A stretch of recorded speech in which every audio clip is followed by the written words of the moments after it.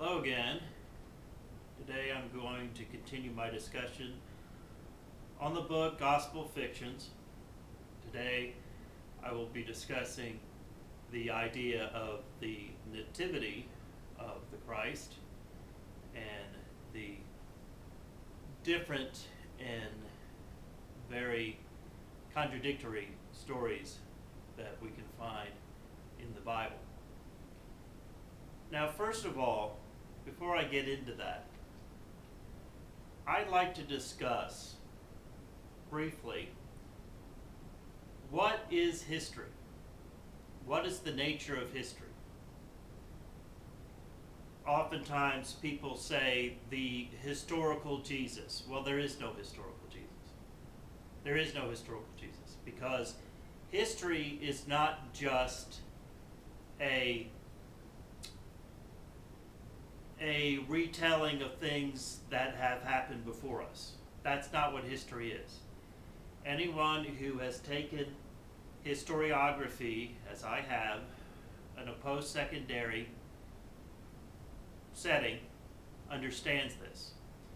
So I'm going to give you a definition, if I can find a decent one, online of exactly what history is. History is, first of all, it has to be written down, and it has to be written down, and it has to be of events of significance. Okay, of course, if the Christ were real, and I'm not saying he is or he isn't, that's up to for people to determine for themselves. If the Christ is real, then obviously he would be very significant. But let's start with this. Let me give you, as best I can find it, first a definition of what historiography means, and then a definition of what real history is. Historiography. The writing of history, especially the writing of history based on critical examination of sources, the selection of particulars from the authentic materials, and the synthesis of particulars into a narrative that will stand the test of critical methods. History. 1. A chronological record of events as of the life or development of a people or institution, often including an explanation of or commentary on those events. A history of the Vikings. B. A formal written account of related natural phenomena. Number 2, the branch of knowledge that records and analyzes past events. So let's clear that away to begin with. This, by definition, is not a historical book. It's not meant to be. It was never meant to be.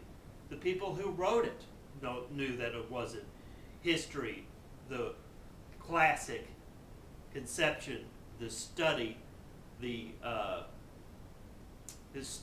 art of the study of events preceding us, which I will have already given you a definition of.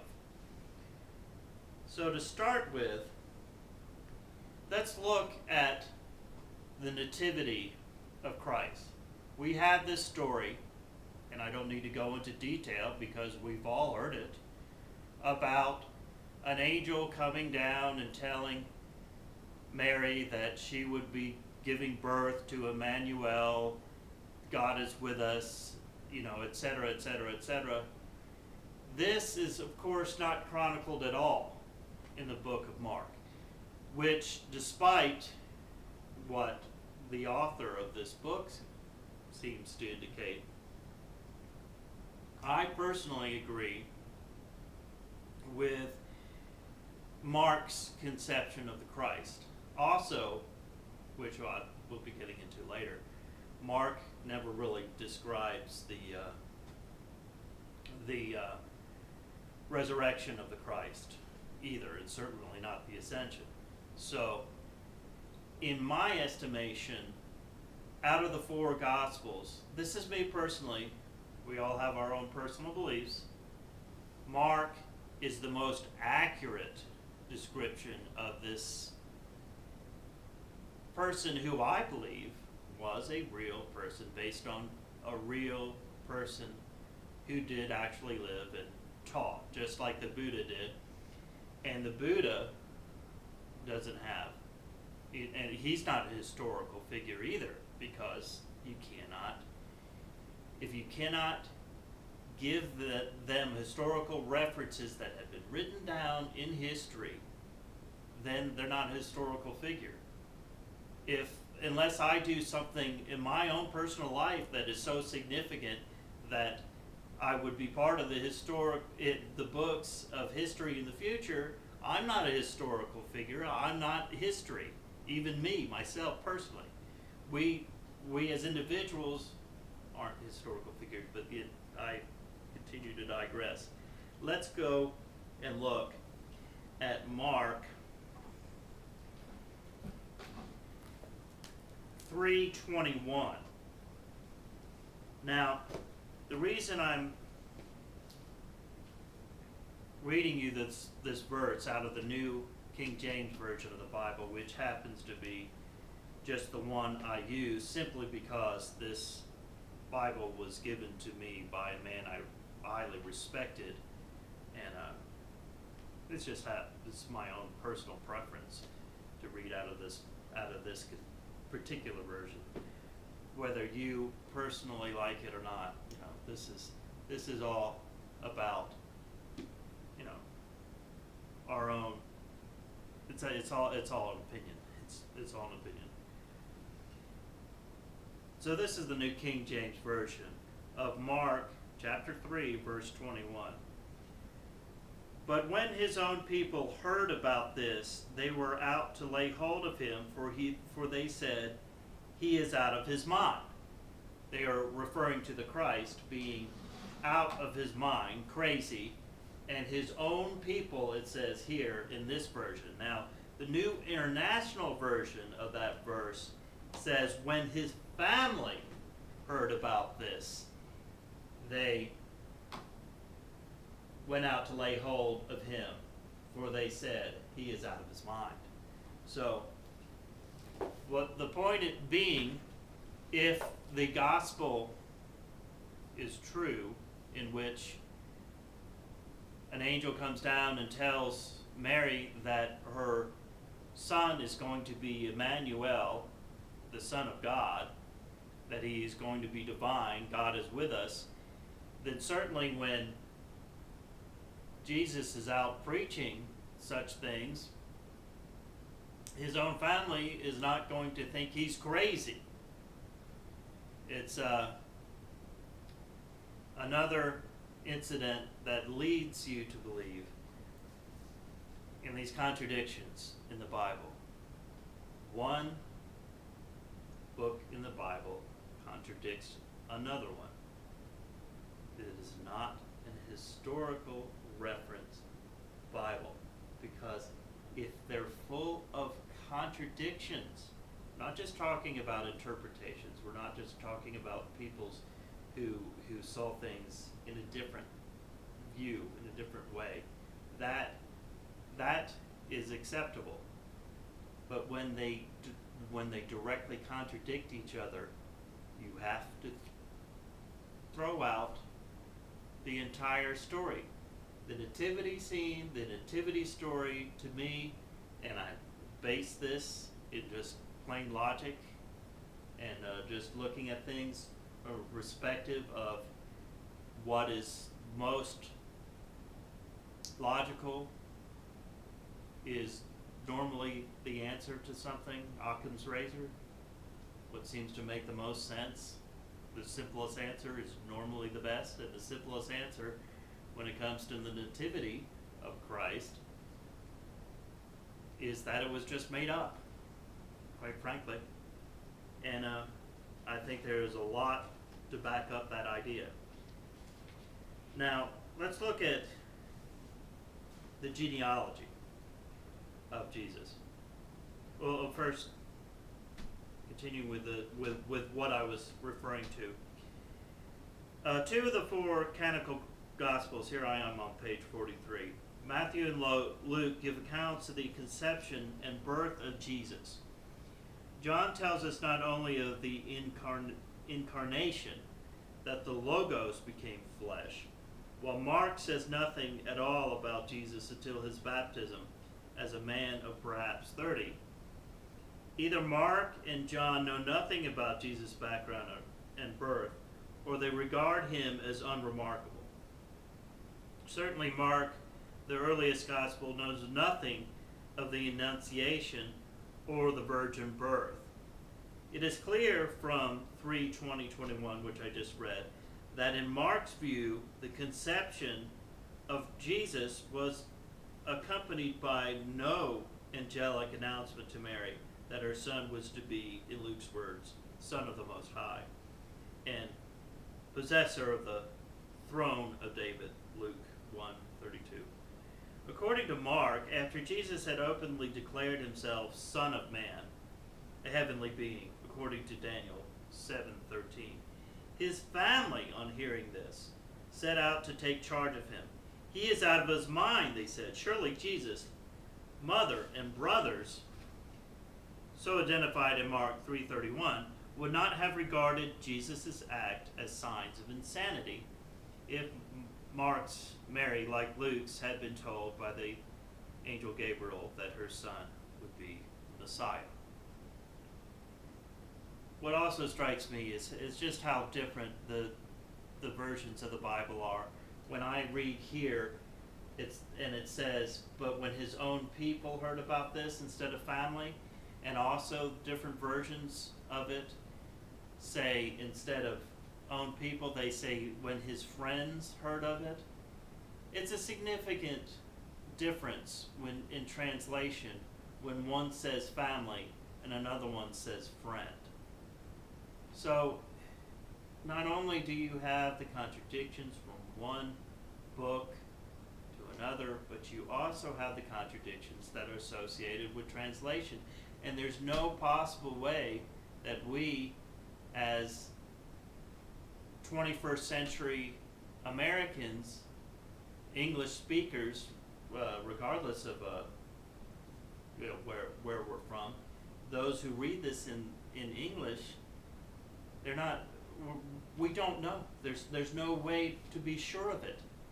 And the best answer when you're not sure of something, when you gets full of contradictions, the easiest answer and the best answer is to just throw it all out. Yes, I know. We could try to find it in its original version, but how are we going to know that it's the original version, even if we're reading it in Greek? How do we know? There's no way for us to possibly know. And that is essential. What always confuses me is how people can look at the beliefs that they have as important a belief as who is God, who is the Son of God, was Christ, did all of these things that this book claimed that he did really happen. They can look at these things and act as though they aren't critical. They are critical. Certainly they do not believe in an afterlife. They do not believe in any kind of continuization of this life in reincarnation or whatever. For them to say that is just not important. It doesn't make any sense to me. So it's a complete contradiction that Christians seem to have, many of them, who act as though, I don't know, as though they're atheists who would just go to church because it's the in thing to do. I think that probably describes most of them. Now, in Matthew, you have the genealogy of, really it's Joseph, not Christ. Please forgive any skips that might be in this video. I have problems with my camera. Okay, well, I was discussing Matthew and his genealogy of the Christ. Page 46 of Gospel Fictions.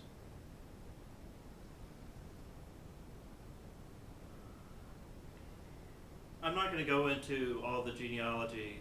It's in chapter 1 of Matthew if you want to read it yourself. After recording his altered list of names, Matthew 1:17 declares, "There was thus 14 generations," this is 1:17, "generations of all of them from Abraham to David, 14 from David unto the deportation to Babylon, and 14 from the deportation until the Messiah." The list of names that Matthew got and chronicles as the genealogy up to Joseph, and therefore somehow Christ, he gets from the book of Chronicles. And he deliberately takes out a couple of these generations. Now, Christians, if this is 100% true, then why would Matthew lie? The only word is lie. He deliberately took out 2 generations in order to fit this concept that Matthew had regarding numerology. Matthew had counted 14 names from Abraham to David and thought he counted 14 from Jeconiah to Jesus, and decided that this coincidence of numbers must indicate a prophetic pattern. But in fact, he found not 14 names from David to Jeconiah, but 18. So Matthew took the simple expedient of changing Jerome into the father of Azariah, though he was in fact the great-grandfather, and Josiah into the father of Jeconiah, though he was in fact his grandfather. A deliberate lie. But the pattern was illusionary in the first place, and Matthew could have been spared his trouble had he more carefully counted the names of the third group when proposing the pattern, for it contained not 14 names, but only 13. 14 was a significant number to Matthew because he thought, as did the author of the book of Daniel, one of his favorite Old Testament sources, in terms of divine arithmetic. Daniel 9:24 through 27 had predicted that there would be a period of 70 weeks of years from the end of the Babylon exile until the coming of the Messiah. Knowing this, Matthew's numerical imagination clicked. Not only would there be a certain number of weeks of years until the Christ, there would be a certain number of weeks of generations too. 14 equals 2, quote, weeks of generations. 3 2-week periods, 14 plus 14 plus 14, equals 6 weeks of pre-Christian generation, in that the royal line of Israel, thus with Jesus, began the Sabbath week of Jewish monarchical history. The kingdom restored under Christ. Matthew included a genealogy not because he was really interested in the ancestry of Jesus. Presumably, he had the wits to grasp the pointlessness of tracing the genealogy of Joseph, who his own narrative denies is Christ's father, but because he was interested in the pattern to the prophetic, quote, fulfillment, even if he had to juggle the numbers to achieve it. Only thing that you need to take from this is that Matthew lied. This isn't just a misstep. This isn't just something that his interpretation was different. It isn't just that his perspective was different than the other 3 Gospels. It is that he blatantly, flat out, lied.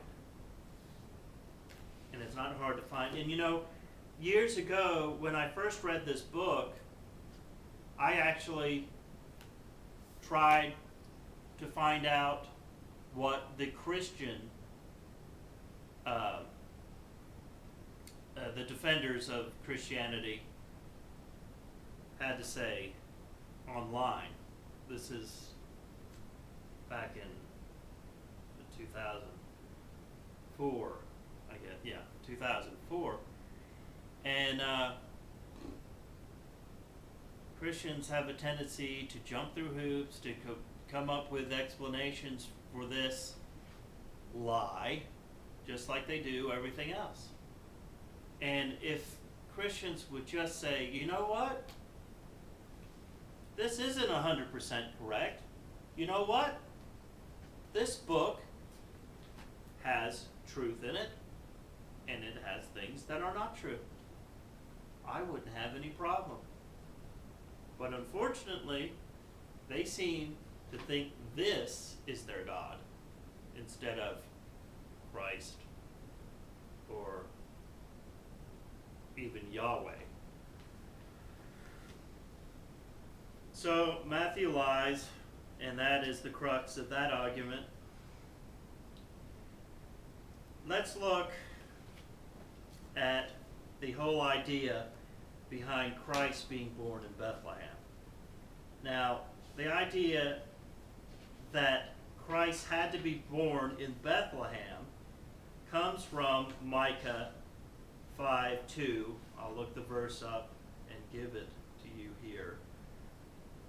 Micah 5:2 being interpreted, of course, as being the advent of the Christ figure, the Old Testament affirming everything of the New, and the only purpose for the Old Testament, according to the New Testament authors, was to affirm the advent of the personification of God in this Christ figure. I am going to, for expediency, just refer to Luke's account of the whole idea behind Christ having to be born in Bethlehem. He was born in Bethlehem, but he's raised a Nazarene. So you had to come up with a reason for this to occur. Again, this is such a stretch. Page 59 of the book. And let's start with Luke's account of Mary's pregnancy and the reason why, according to Luke, the Christ had to go to Bethlehem. The Mary and Joseph had to. In those days, a decree was issued by the Emperor Augustus for registration to be made throughout the Roman world. This was a first registration of its kind. It took place when Quirinius was governor of Syria. For this purpose, everyone made his way to his own town. And so Joseph went up to Judea, from the town of Nazareth in Galilee, to register at the city of David, called Bethlehem, because he was of the house of David by descent. And with him went Mary, who was betrothed to him. She was expecting a child, and while they were there, the time came for her baby to be born. Luke 2:1-6. Though Luke 1:5 dates the birth of Christ as the days of Herod, king of Judea, who died in 4 BC, he wants the journey from Galilee to Bethlehem to have occurred in response to a census called when Quirinius was governor of Syria. As historians know, the one and only census conducted while Quirinius was a legate in Syria affected only Judea, not Galilee, and took place in AD 6 through 7, a good 10 years after the death of Herod the Great. In his anxiety to relate the Galilean upbringing with the supposed Bethlehem birth, which was, according to them, prophesied by Micah, Luke confused his facts. Indeed, Luke's anxiety has involved him in such real absurdities, like the needless 90-mile journey of a woman in her last days of pregnancy, for it was the Davidic Joseph who supposedly had to be registered in this ancestral village, not the Levitical Mary. Worse yet, Luke has been forced to contrive a universal dislocation for simple tax registration. Who could imagine the efficient Romans requiring millions in the empire to journey scores or hundreds of miles to the villages of millennium-old ancestors merely to sign a tax form? Needless to say, no such event ever happened in the history of the Roman Empire. But Micah 5:2 must be fulfilled. Such thinking underlies Luke's narrative as much as it does Matthew's. She was expecting a child, and while they were there, the time came for her baby to be born, and she gave birth to her son, her firstborn. She wrapped him in his swaddling clothes and laid him in a manger, because there was no room for them to lodge in the house. So even with this, wrapping his swaddling clothes and laying him in a manger is also associated with things that they really go to great lengths to look through what we now call the Old Testament to find prophecies regarding Jesus Christ. Now, the idea, not only how preposterous it is that the Romans would have people go back to their city of birth in order to sign a tax form. The idea is not only ridiculous, it didn't happen. This is a historical event. Very, very easy to find out. Not chronicled. It's not true. These are lies. They're lies. They're fiction. There's so much in this book that's fiction. Is everything in this book fiction? Is everything I read in here just made up? No. And I don't believe that even Mr. Helms is saying that with his book. It's been years since I read it the first time. And I didn't really gain the idea that he is stating categorically that the Bible is false, that the New Testament is false. However, he is stating, just with common sense, folks, if you read something, you don't have to believe it simply because it's in a book. As I stated in my video called Christians, Atheists, You're 100% Wrong. Of course, no one's 100% wrong. It's hyperbolic. But you can't just look at this and say, oh my gosh, everything that's written in this book must be true. And I know it must be true because this book says it's true. It's circular logic. And if you can let loose of that idea, then Christians, you'd be a lot happier, quite frankly. This is become your idol. And that is why Lucy and I felt inclined to make a video in which we burn it.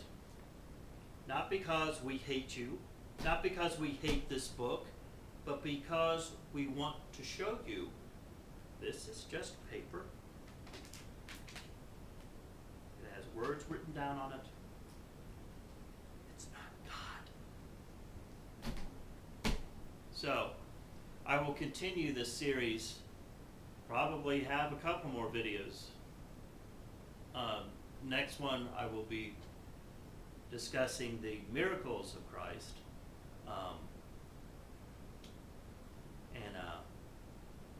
Again, the fictions involved in those, a lot of that I find is based in faith, so I'm not terribly concerned about that. It might be a shorter version, but I'm trying to keep these as short as possible. I'm sure I went into the 30-minute mark again. So next time, if you're interested, and I see that a few of you are, I will continue to be discussing this book. If you're really interested, go find a copy of it yourself. I got this book for $1 at the college bookstore when I was still in college several years ago.